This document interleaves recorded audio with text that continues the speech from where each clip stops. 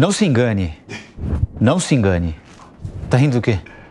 Com o bordão que você vai falar. Economia com Alan Gani. Tudo bem, Gani? Tudo bom, Colombo? Bom dia a toda a audiência. Boa semana para você. Igualmente. A renda do trabalho cresceu mais para rico e menos para pobre nas regiões metropolitanas. Entre os mais ricos, a renda do trabalho cresceu 7,6%. Para os mais pobres, 1,5%. Por quê, Gani?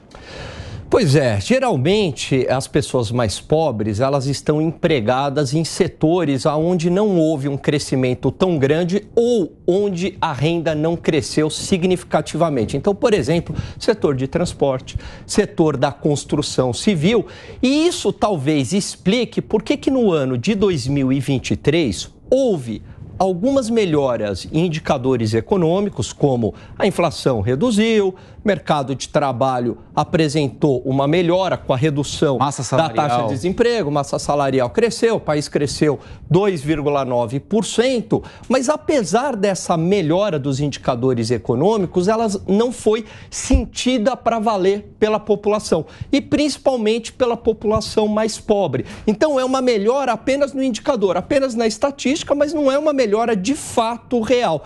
E isso talvez explique por que o presidente Lula apresentou uma queda na sua popularidade, apesar de uma melhora nesses indicadores econômicos. Talvez justamente porque essa melhora ocorreu para o segmento da população que tem mais dinheiro, que é mais rica. Para quem não estava tão ruim quanto para o... Exatamente. Sim. E como é que faz para melhorar isso, Gani? É claro que a longo prazo você vai pensar em melhores empregos, consequentemente melhores salários, não é? Uma qualificação maior para o mercado de trabalho.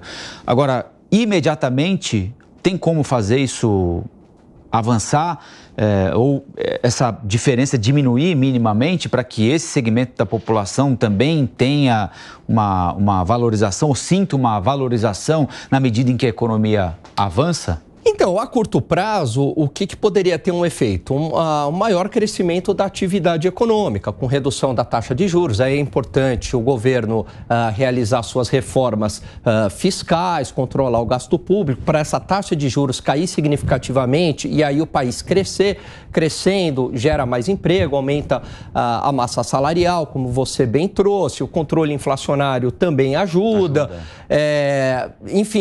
Estimular um ambiente de negócios para empreendedorismo. Agora, a longo prazo, o que eu vejo são investimentos em educação de base e educação técnica. Inclusive, está para ser votado agora, no Congresso Nacional, uma reforma do sistema educacional que veio lá do governo Michel Temer, que justamente dá uma ênfase maior ao ensino técnico.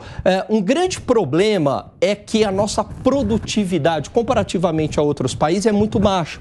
E o que explica o salário, basicamente, é oferta de mão de obra e demanda de mão de obra, mas também o nível de produtividade. Então, se aumentar essa produtividade aqui no Brasil, dos trabalhadores brasileiros, naturalmente o salário acaba subindo. Agora, para aumentar a produtividade, Colombo, é necessário uma qualificação maior. E isso precisa de uma ênfase maior no ensino de base, e não apenas no ensino superior. Mas, infelizmente, a gente percebe que ao longo dos governos não há essa ênfase no ensino de base. Por exemplo, o ensino gratuito, escola pública boa, de qualidade, que a gente não vê aqui no país.